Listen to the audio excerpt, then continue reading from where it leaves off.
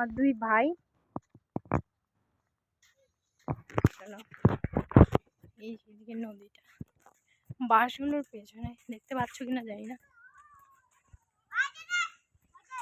চলো ওই যে মাছ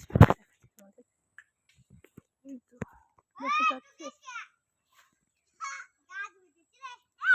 একটু দেখা যায়। চলো কোন দিকে যাব, রাস্তা কোথায়?